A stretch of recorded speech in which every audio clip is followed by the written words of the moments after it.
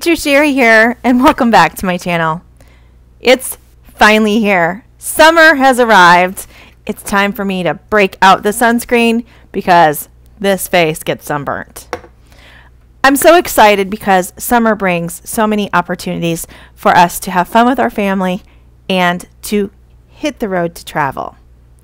In my family, we spend the majority of our summer at the ballpark, celebrating America's favorite pastime.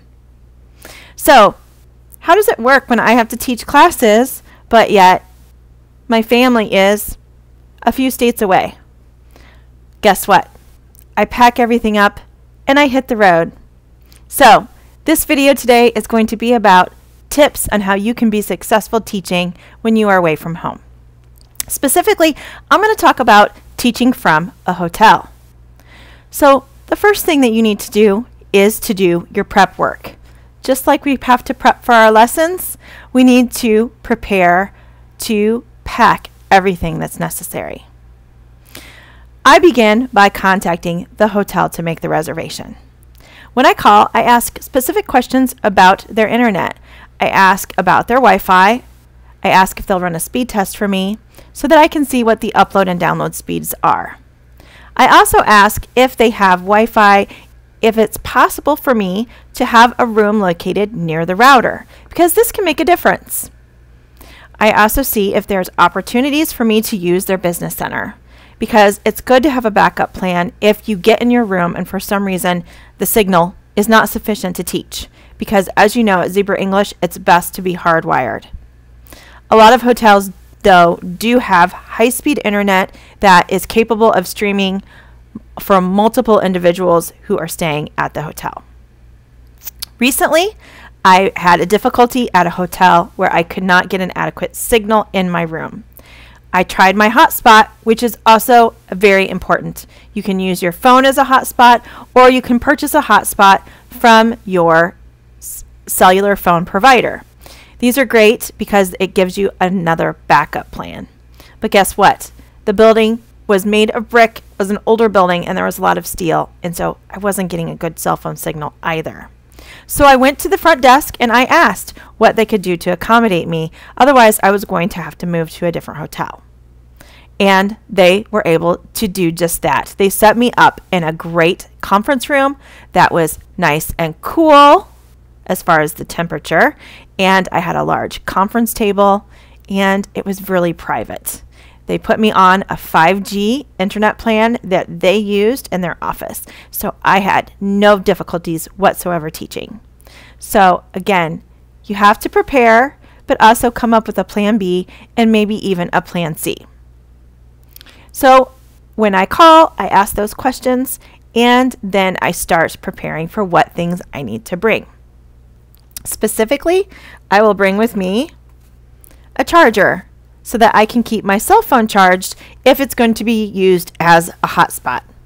I also will bring a map from the dollar store and some tape so that I can hang it up. Then I will bring my iPad, which we cannot teach from at ZebraEnglish, but I will bring it to use digital rewards, because if you utilize digital rewards, that means less packing of those props. Now, I do review my lessons, and since I do teach for another platform as well, I do pack a few props. But I fit everything that I need in this bag, a 99-cent Marshall bag. I also bring an extension cord that has 8 different outlets so that if I have to teach somewhere that is not near an outlet, I have that capability. So once I get to my hotel, I always make sure to arrive a few hours prior to any lesson that I need to teach so that I can scope it out and determine where I'm going to set up my classroom. I often teach from the bathroom. Yes, you heard it right, the bathroom.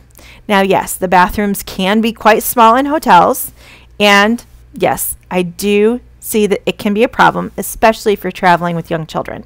So another thing that I often will do is I will ask if our room can be located on the first floor. That way there's access to the bathroom that the hotel has. In case your littles need to use the restroom, they can do so, and it's close by. So that's another factor to consider.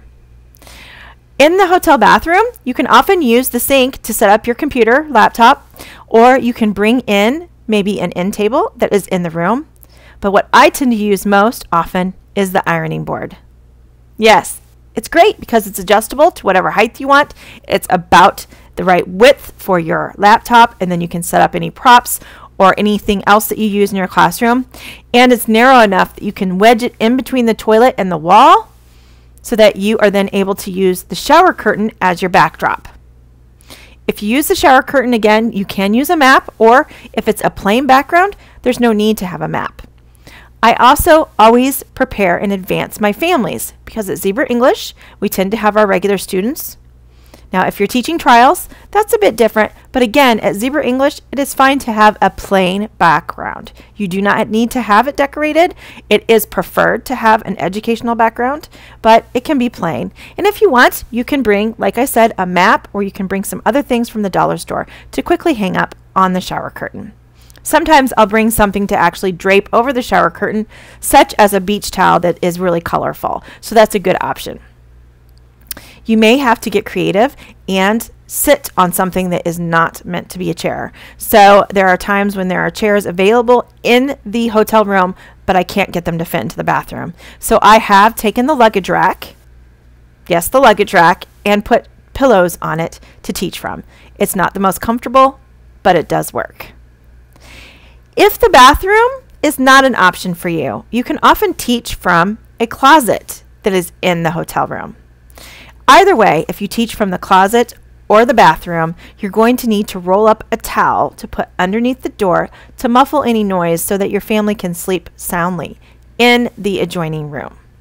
Besides having the laptop, extension cord, iPad, charger, I will also bring an external light source. So for example, I purchased this adjustable head, which is kind of nice, neck, and I got it at Lowe's. It's battery operated, and it was less than $10. So this is a nice, it puts out a nice amount of light, and it's easy to pack. So I do bring this with me as well. So the key with travel, again, is to have a plan A, B, and C. Your family needs to be on board with it as well, because whoever's traveling with you is going to need to assist you if you do have children who need to use the restroom that might be down the hall. Communicate with the front desk. They have been extremely helpful for me every time I've traveled, and when you explain that you are teaching online, they really want to go that extra mile to assist you. So don't be afraid to travel.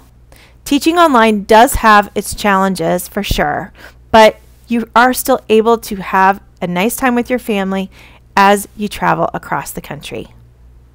I want to end my video by saying that there are times when you just need to take the time off. So at Zebra English, if you do have irregular students that are set up, you can just choose not to open that day's bookings or that week's to take the vacation. Communicate with your regular students in advance to let them know that you are taking a holiday. The term holiday is something that they tend to understand better than vacation. So if you say you're taking a holiday with your family, they will be very appreciative that you communicated that with them in advance. And if you do decide to teach, if you have an unexpected trip that you need to take and you do decide to teach, then you can communicate that in advance as well. I also write it in my feedback that I was traveling and so my classroom was a little different. My students really enjoy that. They like seeing the bathroom where I'm teaching from. And if it's a time when my family is awake, then they will often want to see the hotel room after we finish our lesson. So those are my tips. Be prepared. Bring extras of everything if possible. Plug in your devices whenever you're not teaching so the batteries are fully charged in case there is a power issue. Happy teaching, and be kind to one another. Goodbye.